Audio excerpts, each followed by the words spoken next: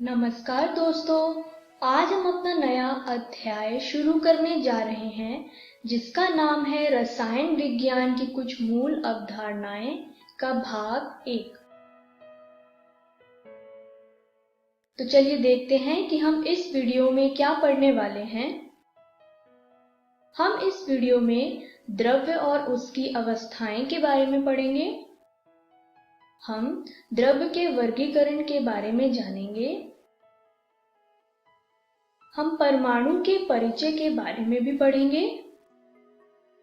और डाल्टन का परमाणु सिद्धांत के बारे में भी जानेंगे।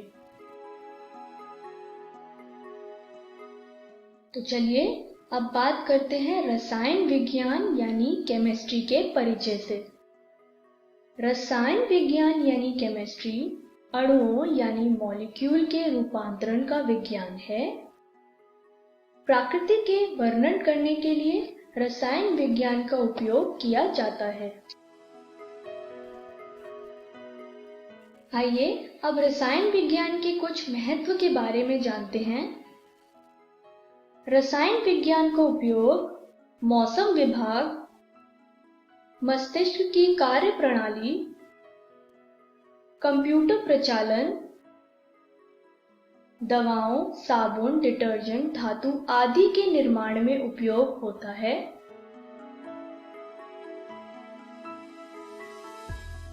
रसायन विज्ञान के परिचय के बाद अब हम अपने पहले विषय पे चलते हैं जो है द्रव्य और उसकी अवस्थाएं। कोई भी वस्तु जिसका द्रव्यमान होता है और जो स्थान घेरती है वह द्रव्य कहलाती है। उदाहरण से समझे तो स्क्रीन पे दिया गया चित्र एक कुर्सी का है। क्या आप बता सकते हैं कि कुर्सी द्रव्य है कि नहीं? कुर्सी एक द्रव्य कहलाती है क्योंकि कुर्सी का द्रव्यमान होता है और वह स्थान भी घेरती है। उसी तरीके से बुक यानी किताब भी एक द्रव्य कहलाती है क्योंकि किताब भी स्थान घेरती है, वह किताब का भी द्रव्यमान होता है। द्रव्य के 3 अवस्थाएं यानी स्टेट होती हैं, जैसे कि ठोस यानी सॉलिड। स्क्रीन पर दिया गया पिक्चर एक पेड़ का है। यह द्रव्य का ठोस रूप है। दूसरी अवस्था है द्रव। स्क्रीन पे दिया गया पिक्चर पानी का है। पानी द्रव्य की द्रव अवस्था है। तीसरी अवस्था है गैस। स्क्रीन पे दिया गया पिक्चर गुब्बारे का है। इस गुब्बारे में भरी हवा द्रव्य का गैस अवस्था है। आइए द्रव्य की अवस्थाओं को डिटेल में जानें। स्क्रीन पे दिया गया टेबल द्रव्य की अवस्थाओं के बारे में बताता है। आइए इसे अब एक एक कर विस्तार से पढ़ें। पहले बात करते हैं ठोस की। ठोस का आयतन और आकार दोनों ही निश्चित होता है। आइए इसे एक उदाहरण से समझें। स्क्रीन पे दिया गया चित्र एक सेब का है। यह द्रव्य का ठोस रूप है क्योंकि सेब का आयतन और आकार दोनों ही निश्चित होता है।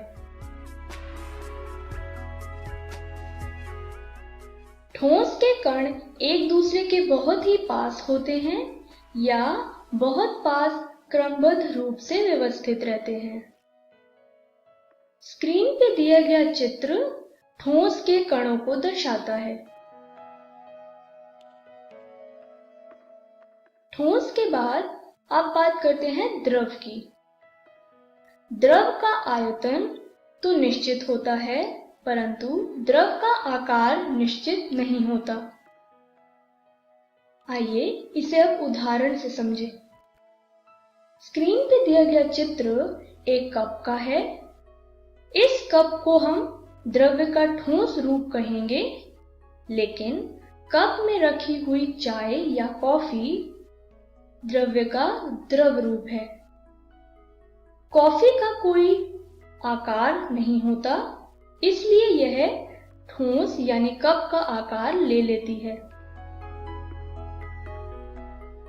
द्रव के कण ठोस की तुलना में दूर होते हैं, परंतु गैस की तुलना में पास होते हैं। स्क्रीन पे दिया गया चित्र द्रव के कणों को दर्शाता है। द्रव के बाद अब बात करते हैं द्रव्य की तीसरी अवस्था यानी गैस के बारे में। गैस का आयतन और आकार दोनों ही निश्चित नहीं होता। आइए इसे एक उदाहरण से समझें। स्क्रीन पर आप एक केतली देख पा रहे हैं। यह केतली द्रव्य का ठोस रूप है। इसमें रखी हुई चाय या पानी द्रव है, और जब हम इस केतली को गर्म करते हैं, इस केतली से निकली हुई भाप गैस है। गैस के कण बहुत दूर दूर व्यवस्थित होते हैं। स्क्रीन पे दिया गया चित्र गैस के कणों को दर्शाता है। द्रव्य के अवस्थाओं के बाद अब बात करते हैं द्रव्य के वर्गीकरण के बारे में। स्क्रीन पर आप देख पा रहे हैं द्रव्य को दो भाग में वर्गीकरण किया गया। पहला भाग है शुद्ध पदार्थ, दूसरा भाग है मिश्रण। शुद्ध पदार्थ भी दो भाग में विभाजित किया गया। पहला है तत्व, दूसरा है यौगिक। उसी तरीके से मिश्रण भी दो भाग में विभाजित किया गया। एक है समांगी मिश्रण, दूसरा है विषमांगी मिश्रण। आइए अब इसे हम विस्तार से पढ़ें। पहले बात करते हैं शुद्ध पदार्थ के बारे में, जो कि द्रव्य का ही एक भाग है। जब किसी पदार्थ के सभी संघटक कण रासायनिक रूप से समान होते हैं, तो इसे शुद्ध पदार्थ कहा जाता है। उदाहरण से समझें तो नमक यानी सॉल्ट एक शुद्ध पदार्थ है।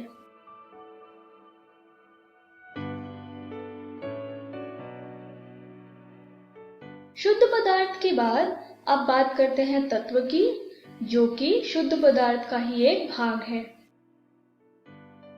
तत्व उस पदार्थ को कहते हैं जिसमें एक ही प्रकार के कण होते हैं और इन्हें रासायनिक क्रिया से और विभाजित नहीं किया जा सकता।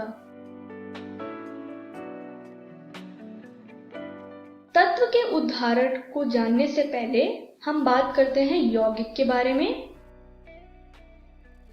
यौगिक वह पदार्थ है जो भिन्न तत्वों के दो या दो से अधिक परमाणु को एक निश्चित अनुपात पर संयोजित होकर बनते हैं। आइए अब तत्व और यौगिक दोनों को ही उदाहरण से समझें। ऑक्सीजन आप देख पा रहे हैं स्क्रीन पर। ऑक्सीजन एक तत्व है। उसी तरीके से हाइड्रोजन, जो आप स्क्रीन पर देख पा रहे हैं, वह भी एक तत्व है। यदि इस ऑक्सीजन में दो हाइड्रोजन लगे तो यह बनता है पानी यानी वाटर। पानी या वाटर एक यौगिक है। इस तरीके से हमने तत्वों और यौगिकों के बारे में जाना। आइए अब बात करते हैं मिश्रण के बारे में, जो कि द्रव्य का दूसरा भाग है। मिश्रण उस पदार्थ को कहते हैं जो दो या दो से अधिक प्रकार के शुद्ध पदार्थों को मिलाकर बनता है। स्क्रीन पर आप एक चित्र देख पा रहे हैं। यह चित्र एक मिश्रण का है। इस मिश्रण में तेल और पानी है। तेल और पानी दोनों ही शुद्ध पदार्थ हैं। मिश्रण के बाद अब बात करते हैं समांगी मिश्रण के बारे में, जो कि मिश्रण का ही एक भाग है। समांगी मिश्रण उस मिश्रण को कहते हैं जिसमें घटक एक दूसरे से पूर्णतया मिश्रित होते हैं। समांगी मिश्रण के उदाहरण को जानने से पहले हम बात करते हैं विषमांगी मिश्रण के बारे में। विषमांगी मिश्रण उस मिश्रण को कहते हैं जिसमें घटक एक दूसरे से पूर्णतः मिश्रित नहीं होते हैं। आइए अब समांगी मिश्रण और विषमांगी मिश्रण को उदाहरण से समझें।